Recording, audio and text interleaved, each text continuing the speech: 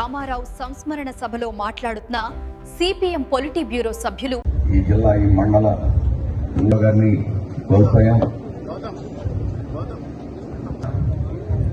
Committee సామాన్య రామారావు గారు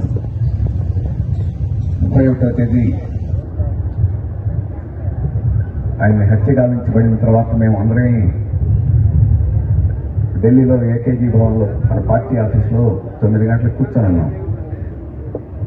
ఆ సందర్భంలో 9 గంటల కల్లా ఒక పత్రికలో, ఒక ఇంగ్లీష్ పత్రికలో ఆన్లైన్ ఎడిషన్లో ఈయన్ని మరణించినట్టు వార్త, ఈయన హత్య చేసినట్టు వార్త వచ్చింది 9 గంటలకి. ఆ హత్య చేసినట్టు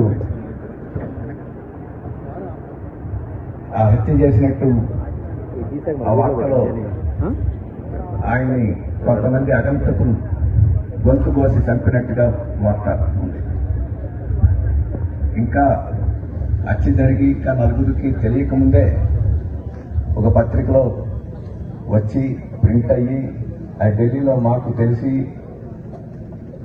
ఇక్కడ కత్తిపోట్లకు గురై ఆయన మరణిస్తే గొంతు కోసి చనిపోయాడని చెప్పేసి మాకు తెలియడం అంటే ఆ వార్త కూడా ముందే రాసుకొని పత్రిక ఇచ్చినట్టు కనపడుతుంది.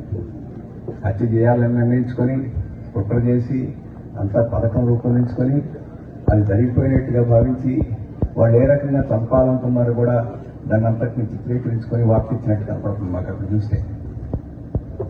అప్పుడు మళ్ళీ మేము సుదర్శన్ గారికి ఫోన్ చేసి ఏమి జరిగిందని చెప్పి తెలుసుకోవాల్సిన పరిస్థితి వచ్చింది. అంటే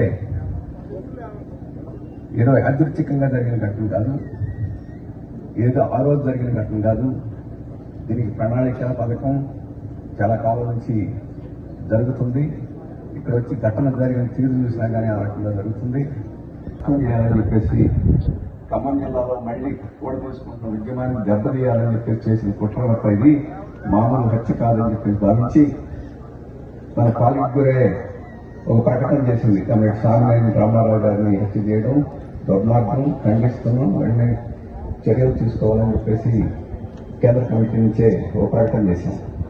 ఈ ప్రకటన ప్రపంచంలో చాలా కమ్యూనిస్ట్ పార్టీలు చూసి వాళ్ళు ఒక సందేశం కూడా పంపించారు.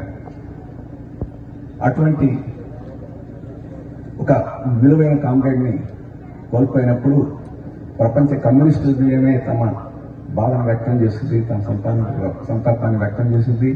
అందుకని ఏ మూల ఉన్నాం, ఏ దేశంలో ఉన్నాం, ఏ ప్రాంతంలో ఉన్నాం, ఏ భాషలో ఉన్నాం చెప్పేసేది కాదు. మనం అందరం ప్రజల కోసం ఉన్నాం, కార్మికుల కోసం ఉన్నాం, కష్టజీవుల కోసం ఉన్నాం. అందుకని కమ్యూనిస్టులు ఏ మూల ఎక్కడ ఏ దేశంలో ఉన్నా అందరం ఒకటే అని చెప్పేసి భావించి ఆయన్ని ఈరోజు సంస్మరించుకుంటున్నాం. అలాగే కమిటీ రామారావు గారితో మన రాష్ట్ర కేంద్రంలో పనిచేసినప్పుడు కూడా చాలా పరిచయం ఉంది. మన పెద్దలందరూ చాలా మంది ఆయనకి ఇంకా ఎక్కువ సన్నిహిత్యం ఉన్న వాళ్ళు చెప్తారు. ఆయన ఎంతో మృదు స్వభావం.